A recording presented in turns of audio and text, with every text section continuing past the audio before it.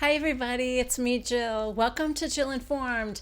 This is the recap of Vanderpump Rules, Season 7, Episode 17, FOMO in Mexico. This episode opens in the Schwartz's hotel room, and I don't know, I guess the argument is still going on. We cut over to Sandoval saying, this sounds like vintage Schwartz's, but it really dissipates pretty quickly.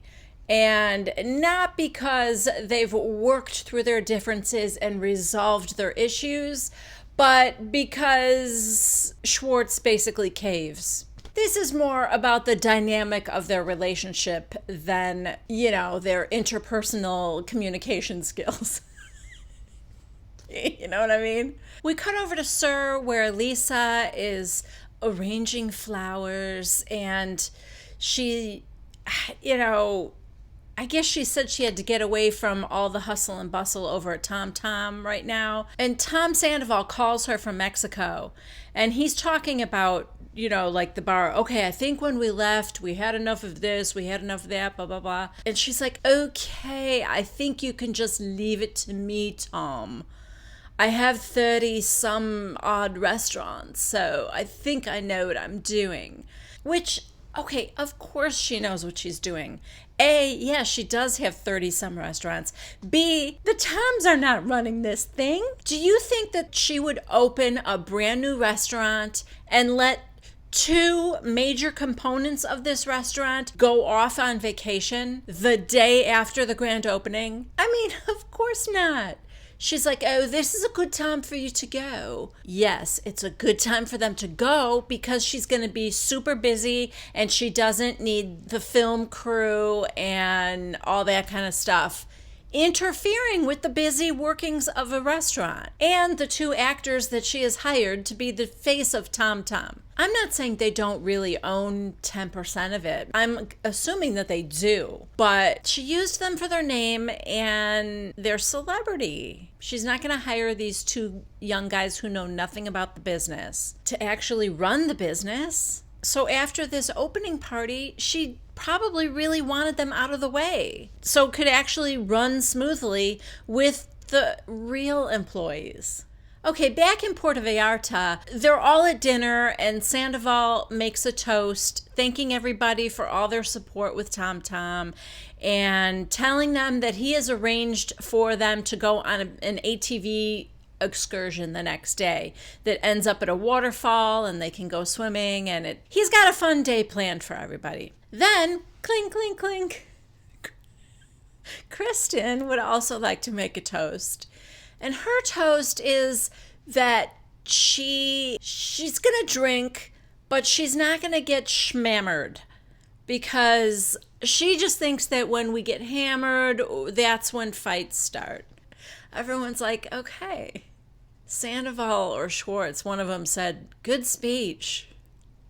Stassi's like, the look on Stassi's face is like, huh? Oh, God. But actually, Kristen is in a good place. And I think it's great that she doesn't plan on getting a fight with anybody. And it's probably good that James isn't there. Kristen's at one end of the table. At the other end of the table, Jax is sitting across from like Stassi and Beau, and they're talking about how many times they've been to Mexico. And I guess this trip is their third time. Jax is reminiscing about the last time they were in Mexico last year, and he said, I still maintain that James and Kristen hooked up. He thinks they hooked up in his room because he and Brittany had this room with like a little swimming pool, or it was more like a hot tub, I guess, but it was a little bit bigger than a hot tub. He found the cushions suspiciously arranged in the corner where he thought it looked like somebody had had sex there. And everybody else was like, you don't know that for a fact. James never claimed he did. That was part of the big fight between Kristen and James, although Kristen did find out that it was not James trying to tell people that he had sex with her. So it's just funny because now, again, Stassi is telling Jax, just because the cushions were arranged in a certain way, they could have just been sitting there. And he's like, well, you can believe that, but I'm still going to believe what I believe. Okay. After they're done eating, Ariana grabs Lala and she asks her to meet her over by the bar to have a little talk with her. Ariana would like to discuss Lala's rage with her. And Lala said, "I'm sorry, but when somebody's gonna talk to me about using my dad's death as an excuse, I see red. I'm not apologizing for that." And Ariana said, "Well, okay, but I mean, you told Billy she was boring to look at." Lala goes,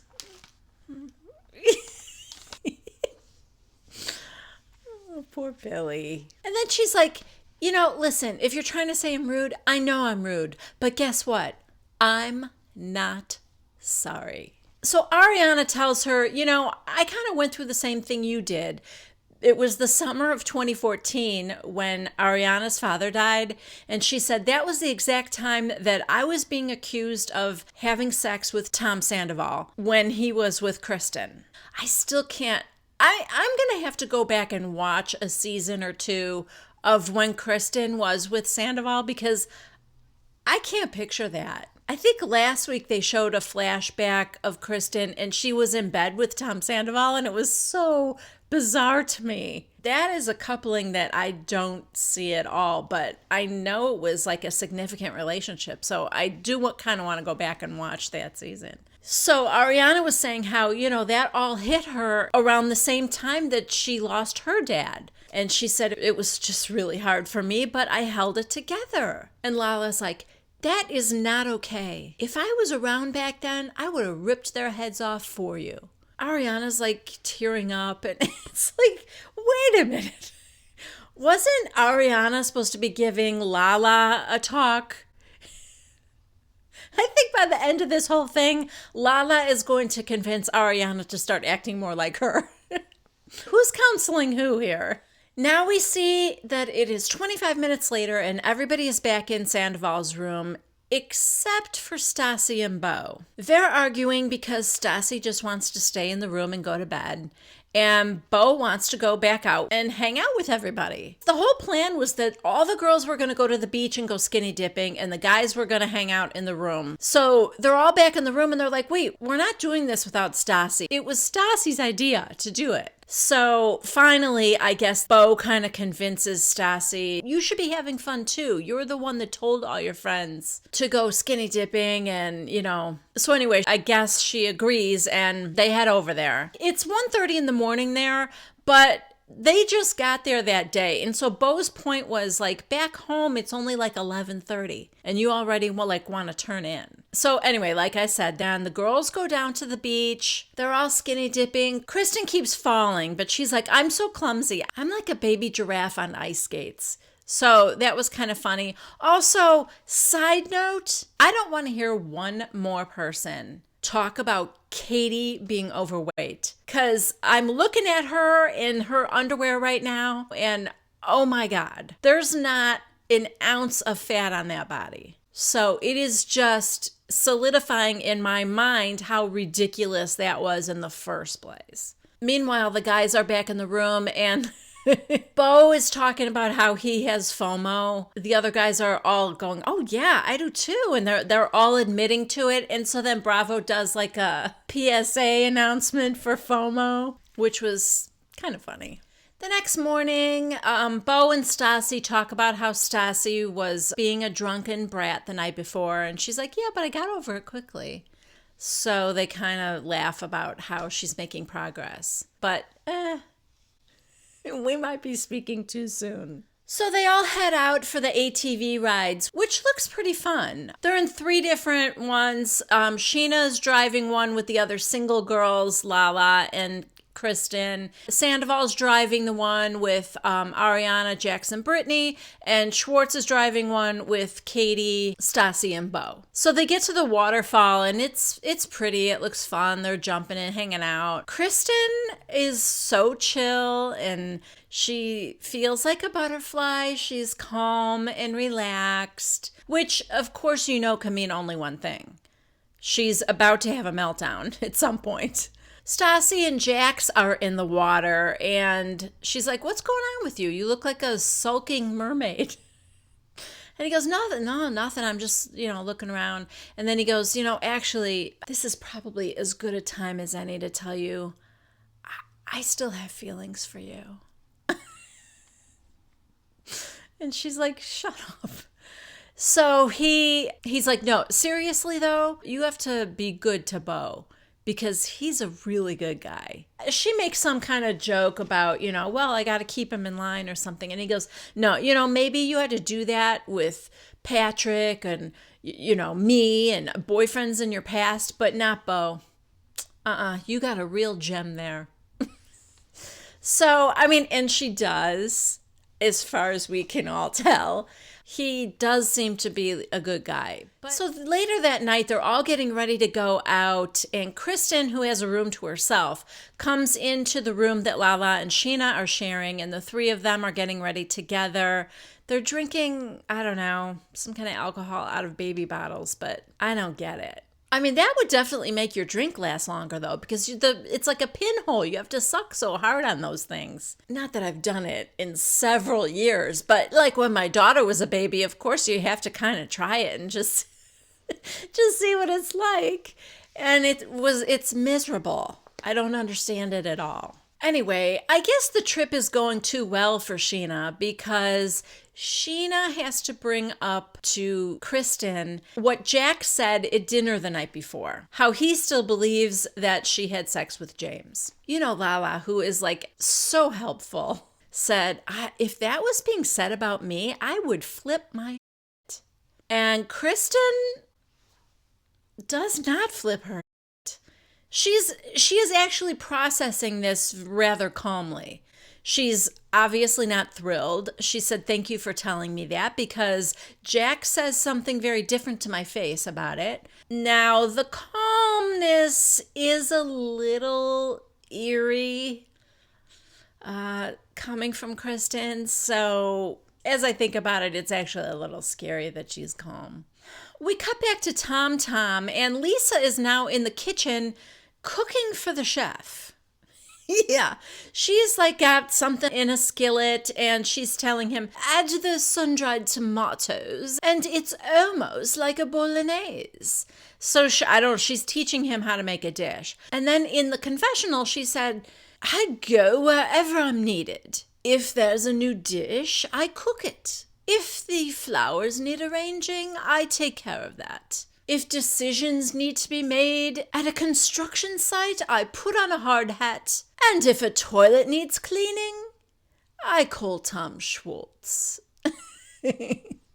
Okay, back in Mexico, they are at some kind of like a blacklight bar because they're all wearing white and it's glowing and some of the shots that they're drinking are glowing. It's pretty cool, but they are dancing and drinking and just having a good time. Except Kristen. Yeah. Kristen is talking to Katie and she said, I just can't stop thinking about what Jack said. And Katie, who probably just wants Kristen to leave her alone, is like, well, go talk to him. You should go talk to him. And she's like, well, I don't want to do it now. Yeah, do it now. It'll be fine. Yeah, okay. Thanks, Katie. So she pulls Jax aside, tells him, and he's like, oh, come on. Like, why do you even care? If you believed that about me and I knew it wasn't true, I wouldn't care. And she said, it's just that everybody else gets second chances. Nobody gives me second chance. I've made bad decisions in the past, but I haven't done that in a long time. And I just feel like nobody is giving me another chance to prove that I've changed. And he's like, well, it's not that I thought you were doing anything. I thought maybe you just weren't in a good place with Carter. And so anyway, she ends up getting mad and she leaves. Now Lala goes up to the DJ booth and she gets them to play her song Boy. And all the girls go up on this like balcony and dance with her. And so they're trying to get Stassi to go up there and she won't go. And Beau is like, why? Go on. All the girls want you up there. And she's going, no. She goes, I have a maxi dress on and Spanx. That's why she can't dance up on the balcony? That didn't make a lot of sense to me because I was thinking, like if she had said, I have a mini dress on and Spanx, Then I kind of get it, because if you're up on a balcony and people could kind of see up your skirt and they could see that you have Spanx on. But a maxi dress, how? I don't know. In any case, she would not do it. And she was starting to get like, well, now I'm in a bad mood, and like giving Beau a hard time again. And I was feeling sorry for Beau. He really did not do anything wrong. He wanted her to join her friends and have fun, like loosen up. Back at Tom Tom, they are open for business and the line is around the block. The manager or whoever was telling Lisa about it, and there was a picture, and she goes, "Oh, could you send me that picture? I'm going to send it to the Toms." So he sends it to her, and she sends the picture to the Toms. They see it while they're at that bar, and they're all super excited about how successful it is. And so everybody is just doing shots and drinking like crazy. Ariana is like, I'm gonna pass out here. But she didn't pass out there. She passed out in the lobby by the elevators, I think. Or was it just in the hallway outside their room? I'm not sure, but she's laying on the ground. And she's talking, and apparently, I guess she's a very cute drunk, because other people are commenting about how adorable she is. Stassi, not so much. Stassi and Beau are going at it for round 2 or 3 by now. I'm not even sure, but they're in their room and fighting yet again. To the point where Beau actually gets like emotional, and he tells her that he feels battered. And she's like, "You feel battered right now, or you always feel battered?" And he's telling her that, in a nutshell, what he's saying is, you are punishing me for past boyfriends, and it isn't fair, because I personally have not done anything to make you feel insecure. And, he's like, I'm not going anywhere. You are my life. You are my future. Don't treat me like Patrick or Jax or whoever. And like, he's kind of really crying now. Not that it's funny. I mean, he's got a point, totally. But, I also know that when you've been burned in the past, it is very hard to trust. So I kind of feel sorry for Stassi too. Meanwhile, all the others are in Sandoval's room again. And, we get a little flashback. Apparently, Lala had a panic attack in the shuttle on the way back to the hotel, but now she's over it. So she's back and better than ever, and also kind of naked. Like, she's got her little underwear on, and she gets in the hot tub with Katie, who's also topless, and Ariana is sitting on the side of the hot tub, and she's sort of drunk-splaining something, like relationships, or it kind of goes on and on. You look at the faces of Lala and Katie, who are like they're trying to follow what she's saying, and you can almost tell that they don't know if they don't understand her because they're so drunk or because she's so drunk. But it is so funny. Schwartz loves drunk Ariana, because I guess she doesn't come out very often, and he thinks she's very cute and funny. Finally, at one point, he says to Sandoval, "It's like she's got her own drunk language." The scene is really funny because nobody knows what she's talking about. And she keeps talking. And that's where this episode ends.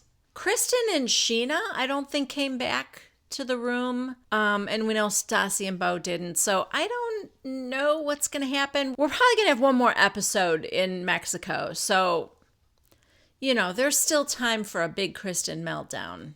I'm not giving up hope yet. All right, guys. Thanks so much for watching. Hope you had a good time. Hope you enjoyed the recap. Subscribe, like, leave a comment, and I'll see you next Monday for the next recap of Vanderpump Rules. Bye.